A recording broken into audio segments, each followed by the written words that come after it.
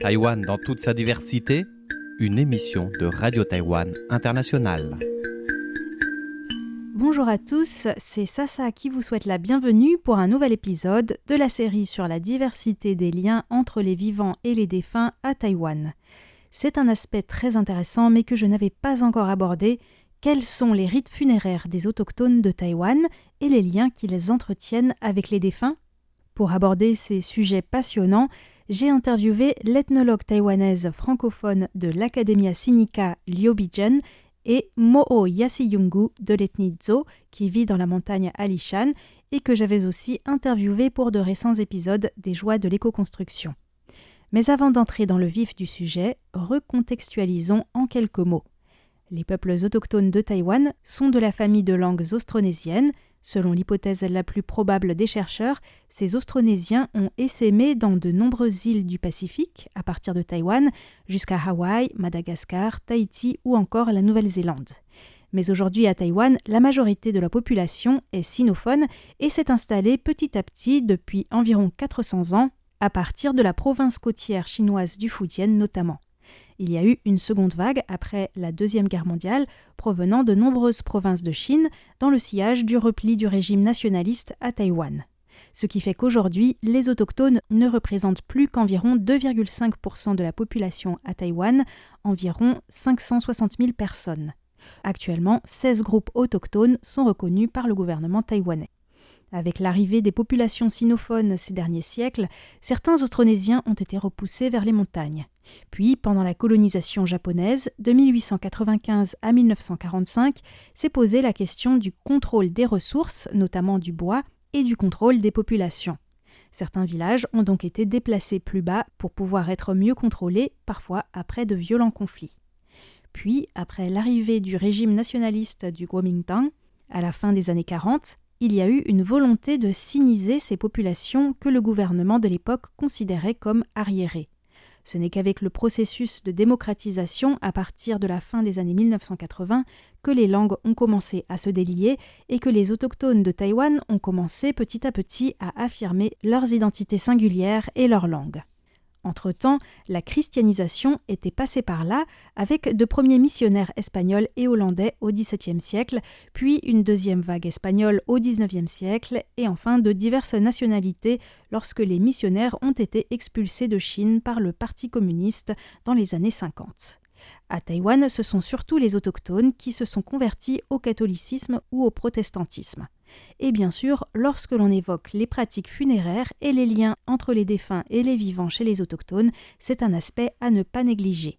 D'ailleurs, Mo'o Yasiyungu avait mentionné les tensions avec les églises dans certains villages qui ne voyaient pas toujours d'un bon œil le fait que certains autochtones souhaitent construire des maisons traditionnelles, pour organiser certaines cérémonies par exemple, car elles s'inscrivent dans une culture et des croyances qui ne sont pas chrétiennes.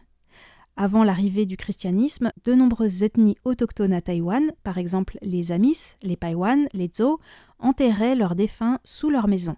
Chez les Tso, les défunts étaient placés en position accroupie, m'a raconté Mo'o. Mais cela a commencé à changer avec les colons japonais. On l'écoute.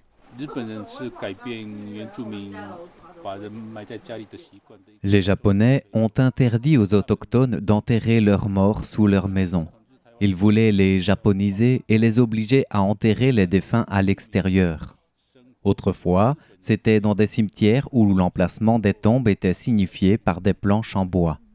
De nos jours, ce sont plutôt des pierres tombales. La nouvelle génération opte parfois pour l'incinération et fait enterrer une urne contenant des cendres.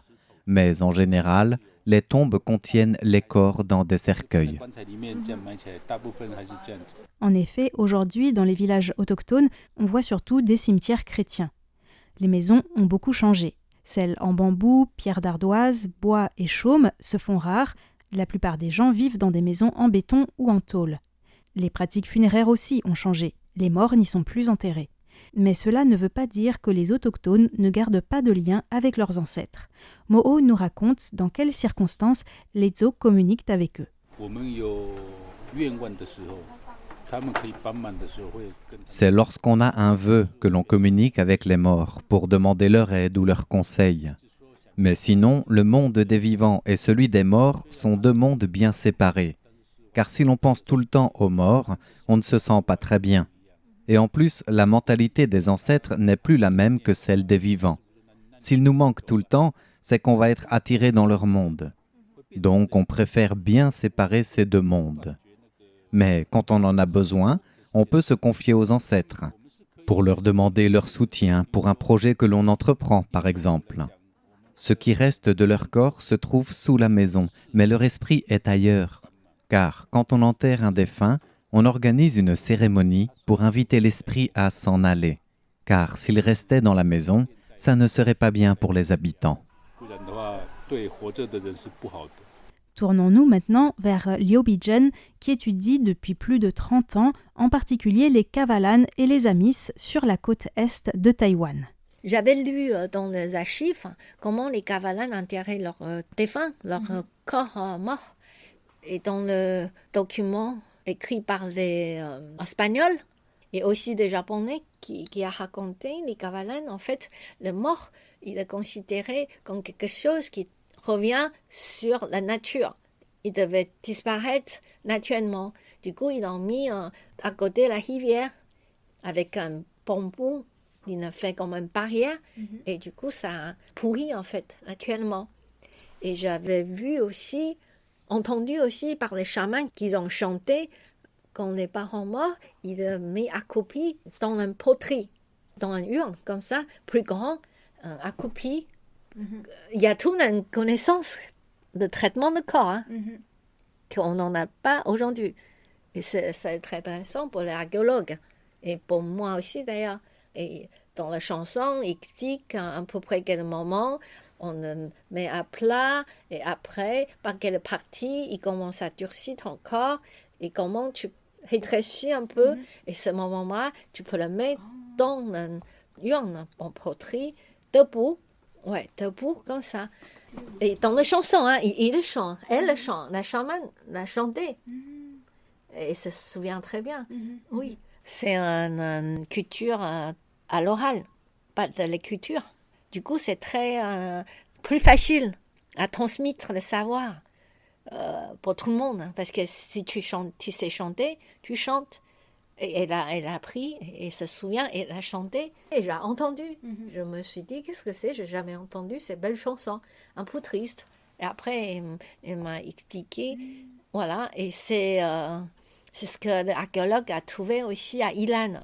J'ai aussi demandé à Liu Bigen comment ça se passe pour les autochtones entre les pratiques chrétiennes et leur culture d'origine quand une personne décède. En fait, ils sont chrétiens, du coup, la culture chrétienne leur appartient aussi. Il met des croix, il fait venir un prêtre, le père, pour faire leur cérémonie. Mais ce qui est différent, ce qu'il n'en a pas dans le chrétien, c'est les gens voulaient savoir, ou les gens continuent à s'interroger, où sont parties l'âme et comment ça se passe dans l'âme de notre ancêtre. Les Kavalan, beaucoup des autres Indiens, je dis les autochtones de Taïwan, pensent encore, même les Han, moi, on pense toujours, qu'est-ce que c'est la mort? Est-ce que c'est la fin de vie? Mais en fait, pour la plupart des gens ici, non.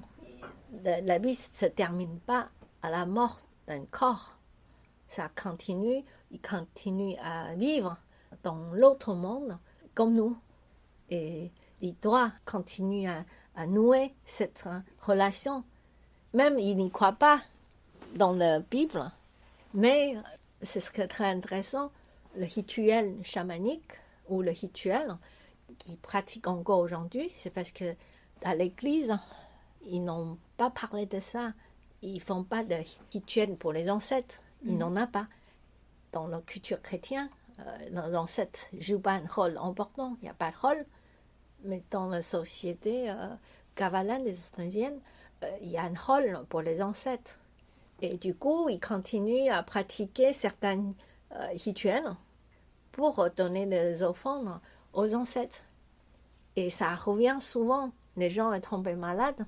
C'est parce que les ancêtres reviennent dans leurs rêves. En fait, les chrétiens ou catholiques, des autochtones, comme ils ne pratiquent plus de rituels pour les ancêtres, ça leur manque quelque chose. Et du coup, 20 ans ou même quelques années après, ça revient. Les gens s'inquiètent. Après la mort des ancêtres, leur âme erre dans le village où il revient chez toi pour te demander quoi à manger. Et ça, c'est une obligation des descendants. C'est un signe. C'est pas une réalité, quoi que ce soit. C'est un signe. Ça veut dire que tu dois continuer à avoir le lien ou relation. Tu continues la relation avec des ancêtres. Et comme ces relations étaient coupées et une grosse rupture chez les chrétiens, ils vont à l'église et d'un côté, en cachet, privé, chez eux, ils continuent à faire le rituel pour les ancêtres, surtout leur donner quoi à manger et quoi à boire, parce que ça considéré comme un être encore vivant quelque part dans l'autre monde. Bi-Jen parlera plus précisément du chamanisme prochainement dans l'émission Femmes d'ombre, Femmes de lumière, mais ce que l'on peut déjà souligner aujourd'hui, c'est que quand les Kavalan, par exemple, vont voir des chamans pour une guérison rituelle, souvent les chamans entrent en contact avec les ancêtres et pas avec les divinités. Et ce qui est frappant, c'est que le plus souvent, ce sont d'ailleurs les familles chrétiennes qui vont consulter les chamans quand elles tombent malades. Au premier abord, ça peut paraître paradoxal, mais en fait, ça se comprend d'après Bi-Jen, parce que les liens avec les ancêtres, c'est quelque chose dont ne parlent pas les églises et ça leur manque. Chez les Taïwanais Han de culture chinoise, il y a certaines dates pour honorer les défunts. Qingming-Jie, par exemple, où l'on se rend habituellement sur les tombes. Qu'en est-il pour les Amis et les Kavalan? Y a-t-il des dates particulières pour vénérer les ancêtres? Par exemple, chez les Kavalan, c'est très clair. Juste avant le nouvel an lunaire, chez les Han, oui, ils ont fait en priorité. D'abord penser à leurs ancêtres. Après, ils font la fête parmi nous, des êtres humains, des êtres vivants. Et chez les Amis, ils appelaient ça Talatuas. C'est souvent le fin septembre, au début octobre. Ils commencent à avoir les récoltes, premières récoltes de rizières. Comme ça, ils ont de nouveaux riz pour nourrir, pour remercier aussi leurs ancêtres et leurs divinités. Chez les Taïwanais de culture chinoise, on brûle du papier-monnaie pour les ancêtres. Le feu a donc un rôle important entre les deux mondes. Qu'en est-il chez les autochtones? Mais eux, c'est plutôt avec un alcool et les idées des enfants, ce qu'ils s'imaginent, enfin d'ailleurs c'est vrai, qui donnent ce que les ancêtres aiment bien manger. Les ancêtres aiment bien manger noix de pétale et alcool. Et surtout du galet de riz, tout le monde en Amis et nous en Kavalan. Ça veut dire qu'il a fait un bon repas pour qu'il revienne manger et faire la fête avec nous tous ensemble. Et ça portait bonne chance. Si l'on ne se plie pas à cette obligation, les ancêtres pourraient jeter un sort et justement, c'est pour ça que l'on peut par exemple tomber malade.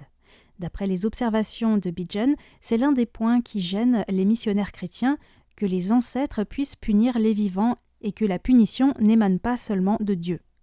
On voit donc à travers ces quelques exemples que les autochtones de Taïwan continuent d'une manière ou d'une autre à entretenir certains liens avec les défunts. Dans quelques semaines, Liu Bi-Jen complétera cet épisode par un focus sur la chasse aux têtes chez les autochtones de Taïwan, un vaste sujet qui a été source de stigmatisation pour les autochtones. Bien que cette pratique se soit arrêtée il y a environ un siècle, il en reste des traces dans les chansons notamment. Liu Bi-Jen nous expliquera comment la chasse aux têtes s'inscrivait dans la vision du monde des autochtones, dans leur représentation et leur organisation sociale.